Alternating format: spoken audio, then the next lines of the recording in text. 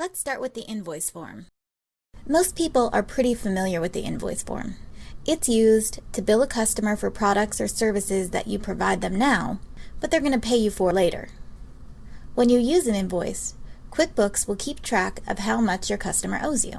In this example, we're billing our customer, Adam's Candy Shop, for gardening services that he'll pay us for later. If you use invoices to bill your customers, don't forget to use the Received Payments feature to record the customer's payment when it comes in and apply it to the invoice.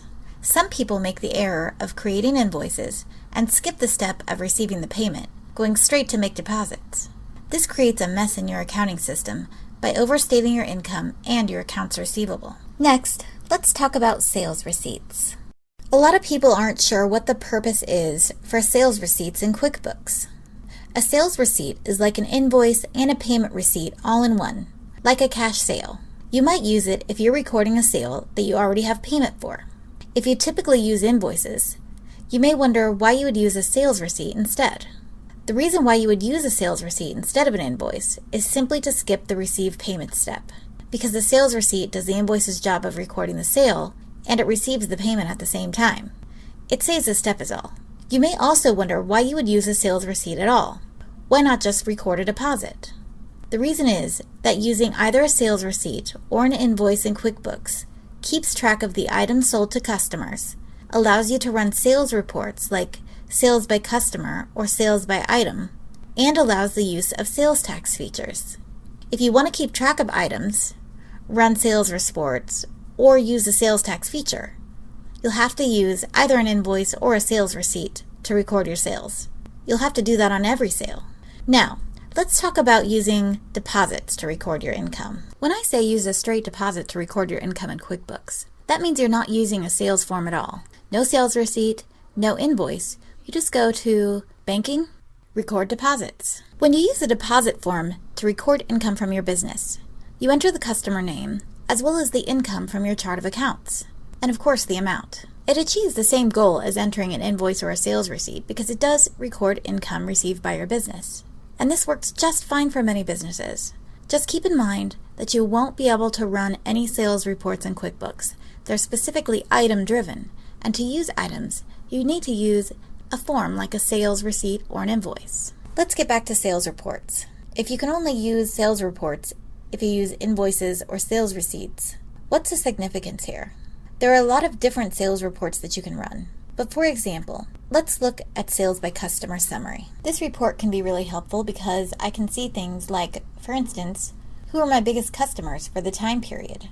Or what were my total sales? Sales are not necessarily linked exactly to income, so I find sales reports can be really helpful. Another example would be if you were a nonprofit organization. This report can be critical to show you who your biggest donors and contributors are. Now let's take a look at the Sales by Item report. The Sales by Item report can provide some great insight for product and service-based businesses. I'm sure you can see the benefit in breaking down your sales by product or type of service. In our landscaping business example, it's pretty clear what our best-selling products and services were for that period. Or, for instance, if you were a nonprofit, you'd be able to see your sales for a certain period based on individual donations, memberships, or sponsors. There's also a report called Sales by Rep. The Sales by Rep report requires that you assign a representative to each sale. And this is really great if you pay employees commission, or even just to measure employee performance. These are just a few examples of the sales reports. I just want to make it really clear what you might be missing out on if you're not using invoices and sales receipts to record your sales. Another really important reason to use invoices and sales receipts is the ability to record your income in a separate period from your deposits.